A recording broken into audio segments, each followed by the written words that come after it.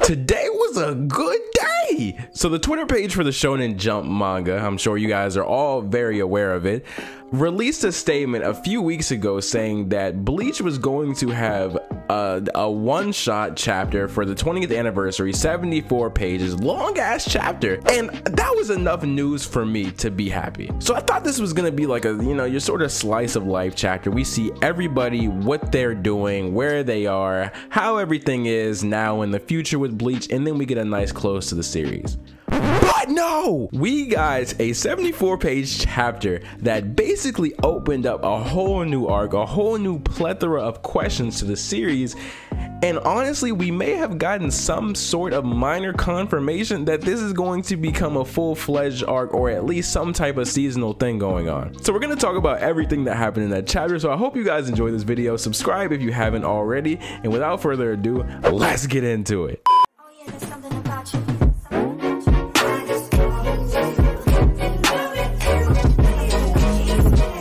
So I want to get right into the chapter and what happened and the things that happened. Just a disclaimer, if you're an anime only watcher, this is not for you, because you're going to be super confused, super spoiled. This is for my anime and my manga readers, so my people who keep up with Bleach. So anyway, in the very first panel, we see Ichigo-san Kazui with Kon, and Kon is telling him, don't go outside. What are you doing? Kazui's basically trying to sneak out. My man is already on punishment. He's on punishment for something. Orihime told his ass to sit down. He is not listening. We already know Kazui is a hard-headed ass kid from this. Kon ends up going with him, and they meet this guy. Apparently it's Kazui's friend. He looks like a teenager, so I'm not sure who he is, what relation he has to Kazui, or if Ichigo even knows he's hanging out with this this kid or grown up or whoever it is. So one of the biggest questions I had when reading this one shot happened literally in the beginning. Kazui seems to be opening some sort of dimension which looks like the Senkaimon, but we find out later that is not what it is. Fast forward, now we're back into the Soul Society. Welcome back to the Soul Society. We see Ichigo, who is Renji and Rukia's daughter, actually training with Ikkaku. So that's her master. He's teaching her the way of the sword. All that, very wholesome moment, except for the few expletives that Ikkaku muttered to her. But other than that, very wholesome moment, very cool to see. Shortly after that, we see our first appearance of what Ichigo looks like right now. Ichigo is at his friend Keigo's unsuccessful ramen shop eating food because nobody goes there apparently, and he gets a call from Renji. Renji is telling Ichigo that he should come to a ceremony. So basically, the Soul Society holds ceremonies for the captains who passed away in the 1,000-year Blood War, and basically what they do is they kill a hollow in front of their grave site, and that's how their soul gets released to the Soul Society or the heavens or whatever you want to call it. Now fast forward a little bit after that, we see Captain Kurotsuchi giving an announcement basically saying all the lieutenants need to go to Karakura Town and they need to capture a hollow to do this ceremony. They need to capture it alive basically. So I forgot to mention this, but we got some new characters in Bleach now. From the 7th and 8th division, we got brand new lieutenants. 8th division is Yayahara Yuyu, black representation, so that's cool. Second new character, I want to say it's pronounced Atu. And this man is cold. You'll see later. My man's powers is cool. Now, what's interesting about the next panel is that Ichika actually sneaks her way into Karakura Town. She was supposed to stay in the Soul Society. There was no reason for her to go down there, but she did it anyway. And they're probably glad she did. Ichika noticed something that looked obscure that nobody else actually noticed, which raises the first question: why can Ichika see this figure that looks like a hollow, but later you'll realize it's really not? Either way, they start getting invaded by these creatures, and these creatures are known as ghouls. So basically they're kind of like hollows, but they have the hollow of them on the outside. So you see the hollow ring is actually on the outside of them, which is a really cool design. So this is where we get to see our new lieutenants in action. Yayahara basically seems like she uses her claws and she goes inside of the ghoul and basically rips it apart from the inside and comes out of it. Fire, just fire. Then this man Atu, his power basically turns his sword into birds, and the birds just basically skin the ghoul alive. This man, he's going places. So one of the biggest surprises in the chapter is Xyalopero comes back.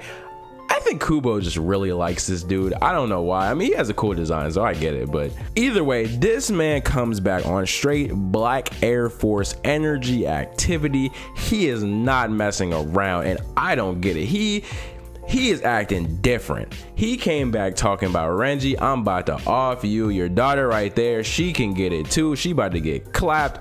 All this. He was on some straight wild stuff. So fast forward, we actually get to the Soul Society, and the captains are waiting on the lieutenants to bring the hollow back, the alive hollow back, so they can do this ceremony. We notice Soifon starts to notice that these like droplets are starting to fall from the sky, and Shunsui catches it on his sword and realizes what it is. Basically, he explains that it's a will-o-wisp and it's from hell. So Bleach is now exploring hell, which is really cool to me. So we got Katakura Town, was basically the world of the living, obviously. Soul Society, which is heaven. Now we're in hell. This is the hell arc. So this is fire. So this ceremony that they've been doing for a while actually does something that they didn't know it did. Now, I'm gonna get more into that later, but let's talk about this new unit of measurement they have called Rei. So Rei represents the concentration of Ryatsu in your Reishi. So how much spiritual energy a being has, I'm guessing. I'm pretty sure that's what it does. Either way, it's measured on a scale from 0 to 20. So 0 being absolute strongest, 20 being weakest, I'm assuming. Most of the members of the Gosei 13 are going to be around 20 that aren't lieutenants and captains.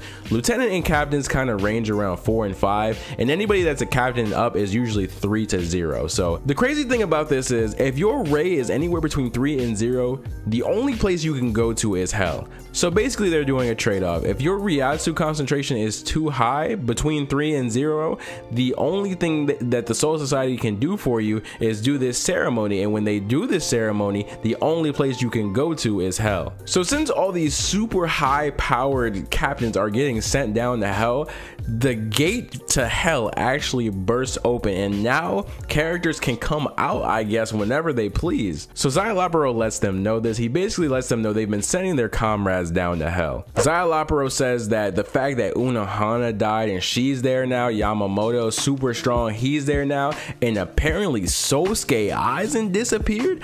I don't know what the hell that's about, but apparently Aizen disappeared. I thought my man was still locked up in Mugen, but I guess they're all just down there vibing. Like, I don't know if they're fighting, if they're just chilling. Like, I don't know what's going on down in hell, but it seems like a party full of swole body people. So one of the craziest moments that happens in this chapter is when Szayeloparo lets Ichigo know that the ceremony is actually complete already, and he sent Ukitake to hell. The reason this happened, I'm pretty sure Kubo was trying to say that the Soul Reaper badge that Ichigo was wearing was linked to Ukitake's soul, and that's how the moment Ichigo killed a ghoul, Ukitake got sent to hell immediately. So Szayeloparo gets stabbed by this huge ass sword, and it looks like Ukitake, who's already in hell now after the ritual, is pulling this man back into the gates of hell. So that's where it ends, and we get a hint at the very end that this is called the Howl from the Jaws of Hell arc.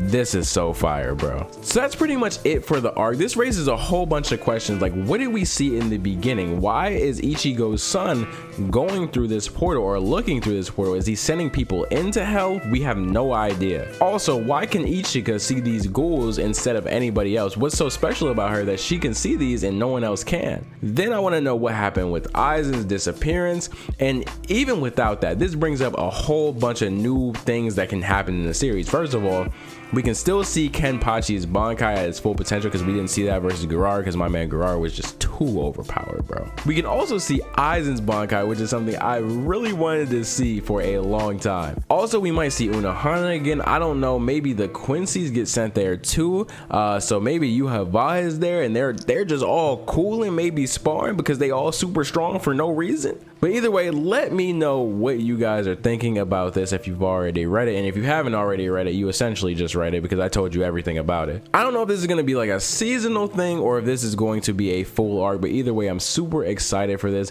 So let me know what questions you have about what's going on and everything. And as always, make sure you're subbed to the channel. I appreciate you guys a lot, and I will see you in the next video.